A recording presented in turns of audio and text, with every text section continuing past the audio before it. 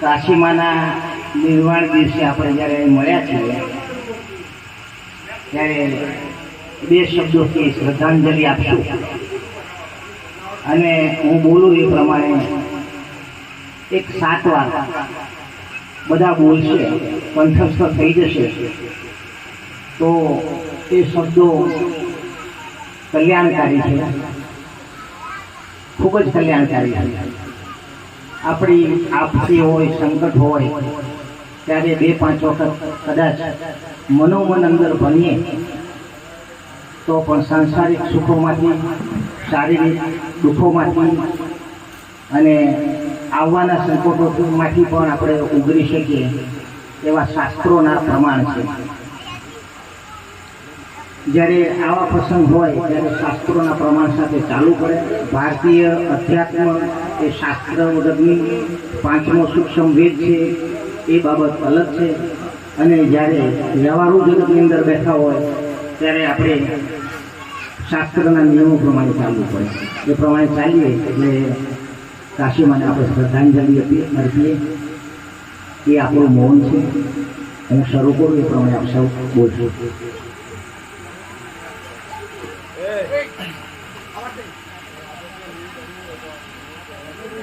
એનું ગુજરાતી શું થાય એ પહેલા આપણે સમજી લઈએ.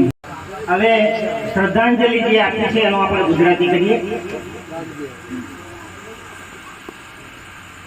મનુષ્ય માત્રને અને પ્રાણી માત્રને જે આપણને મફત મળે છે, જેનું બિલ નથી ચૂકવવું પડતું, પછી જો કંઈ વ્યવસ્થા થઈ છે એટલે સરકાર ટેક્સ નાખે, પછી આપણે મીટર લીધું હોય તો બિલ આવે, કોઈ ગાડીમાં બેસે કોઈની ટિકિટો થાય, પણ જે આપણને મફત મળ્યું છે ને એ આપે, બે મફત નિઃશુલ્ક આપે એને જે બીજાને નહીં,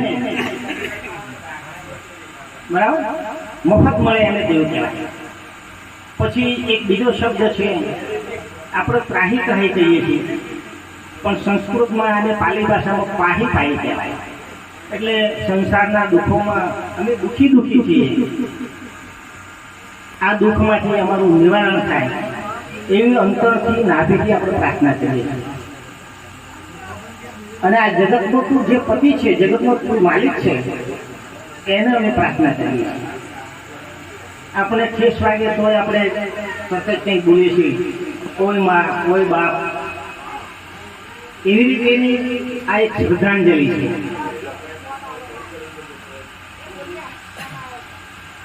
જેના કાન ઉપર મારો અવાજ જાય છે એ સૌ કોઈ અડધો મિનિટ માટે મૌન રહે, સાંભળે, સમજે અને બોલવાનો પ્રયત્ન કરે એવી મારી વિનંતી છે. યાનો અર્થ હે થાય છે.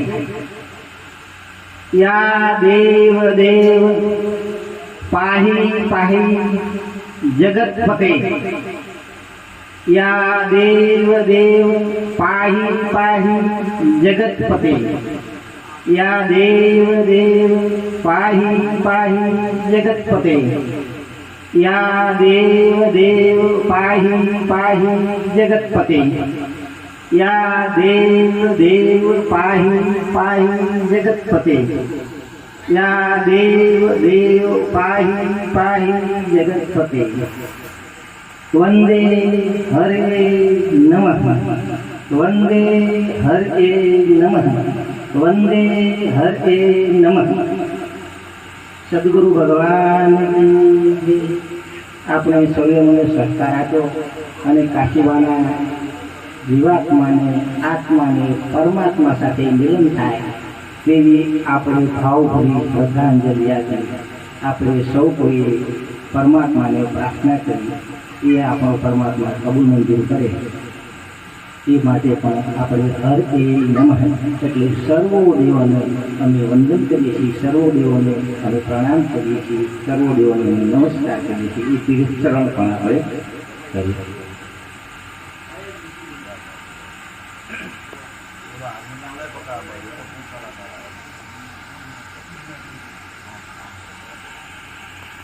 આવું